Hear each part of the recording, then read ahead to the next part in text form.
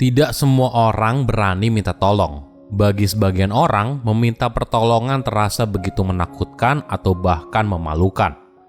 Halo semuanya, nama saya Michael. Selamat datang di channel saya, Sikutu Buku. Kali ini saya akan bahas kalau kita perlu belajar untuk meminta tolong ketika membutuhkan dan bagaimana caranya agar bisa dapat jawaban iya. Ini merupakan rangkuman dari video TED Talk Heidi Grant yang berjudul How to Ask for Help and Get a Yes dan diolah dari berbagai sumber. Coba bayangkan skenario ini. Di tempat kerja, kamu merasakan begitu banyak tekanan, entah oleh atasan, deadline yang ketat, hingga banyaknya permintaan yang belum terpenuhi. Kemudian, ketika kamu pulang, kamu masih punya tanggung jawab kepada keluarga, entah kepada pasangan, orang tua, anak, dan sebagainya.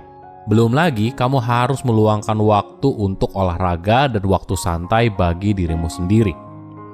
Jadwal yang begitu padat membuat kamu kewalahan. Apakah skenario ini familiar?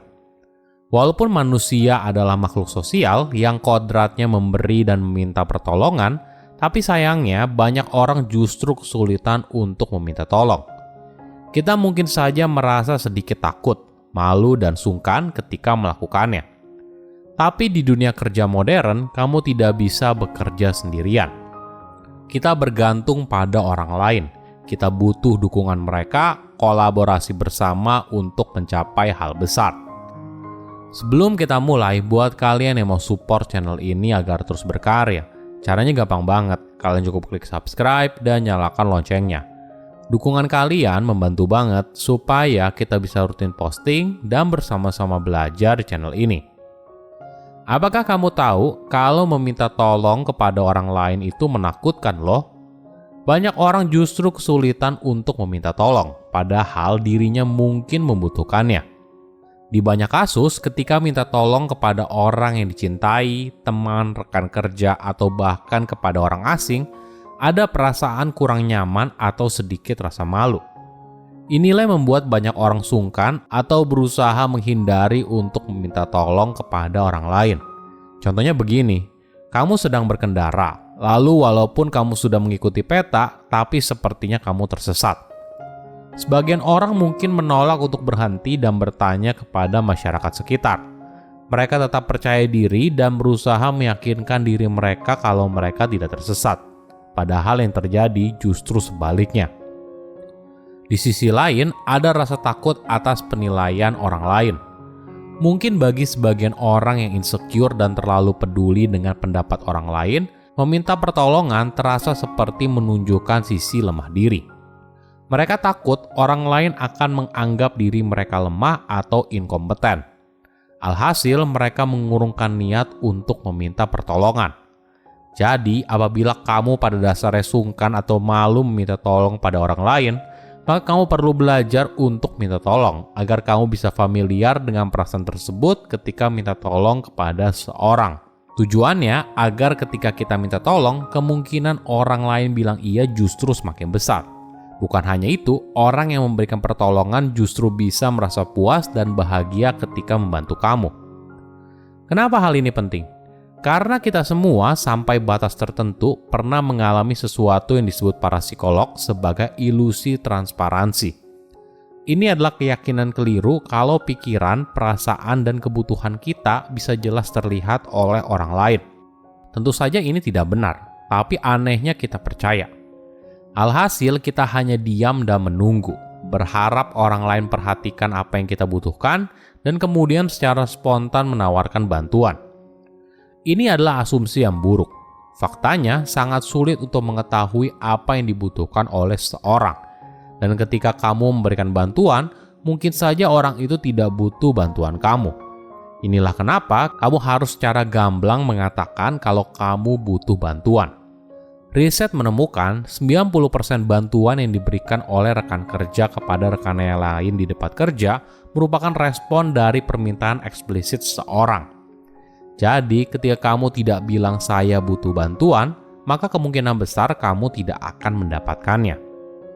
Nah, apa tips agar kemungkinan besar orang lain bisa bantu kamu? Pertama, harus spesifik. Ketika kamu minta tolong, kamu perlu sangat spesifik atas bantuan apa yang kamu inginkan dan kenapa. Ini penting karena sangat menentukan apakah orang itu akan membantu kamu atau tidak, dan apakah bantuan yang diberikan bisa bermanfaat atau tidak. Contohnya begini, jika ada orang asing yang mengajak ketemuan untuk ngobrol, kemungkinan besar kamu akan tolak. Nah, sekarang ada orang asing yang bilang kalau dia punya produk yang kamu cari dan berharap bisa bertemu untuk berdiskusi secara langsung. Kemungkinan besar permintaannya akan kamu kabulkan. Kedua, hindari minta maaf, merasa sungkan, menawarkan imbalan dan sebagainya ketika minta tolong. Ketika minta tolong, mungkin kamu sering mengatakan, "Sorry ya ganggu sebentar, jadi saya mau minta tolong, bla bla bla." Atau, "Sebenarnya saya nggak mau ganggu sih, tapi saya mau minta tolong, bla bla bla." Sayangnya, ungkapan ini justru tidak membantu kamu agar orang itu bisa membantu kamu. Malah mungkin saja ungkapan ini membuat orang itu jadi risih.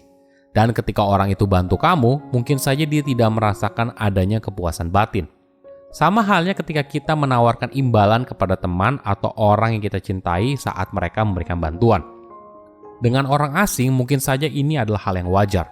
Tapi jika dilakukan kepada teman atau orang yang kita cintai, hubungan tersebut bisa saja terasa begitu transaksional.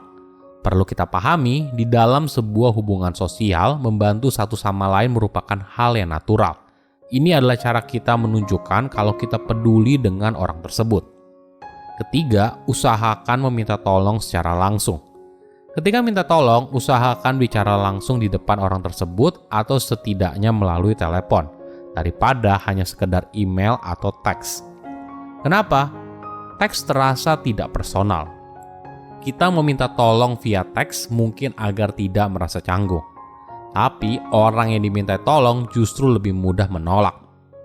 Riset membuktikan permintaan tolong secara langsung 30% lebih mungkin mendapatkan kata iya daripada hanya permintaan via teks. Keempat, ketika orang lain memberikan pertolongan, jangan lupa untuk follow up. Setelah selesai, kamu perlu memberitahu orang itu bagaimana dampak pertolongan mereka pada hidup kamu. Ada miskonsepsi umum kalau yang membuat seseorang puas adalah aksinya ketika membantu seseorang. Tidak sepenuhnya benar, tapi yang jauh lebih efektif adalah ketika orang itu tahu dampak dari bantuan yang diberikan. Misalnya begini, kamu memberikan donasi kepada sebuah panti asuhan. Lalu secara berkala, panti asuhan itu akan mengirimkan foto via email atau WhatsApp atas perkembangan anak yang ada di sana. Ada yang lulus sekolah, ada yang gizinya meningkat, dan sebagainya. Foto ini merupakan pengingat kamu atas dampak dari donasi yang kamu berikan. Alhasil, kamu pun jadi termotivasi untuk terus memberikan bantuan. Karena kamu tahu kalau bantuan yang kamu berikan punya dampak dan kamu bisa melihat sendiri apa dampaknya. Silahkan komen di kolom komentar pelajaran apa yang kalian dapat ketika tahu informasi ini. Selain itu, komen juga mau tahu informasi apa lagi yang saya review di video berikutnya. Saya undur diri, jangan lupa subscribe channel YouTube Sikutu Buku. Bye-bye.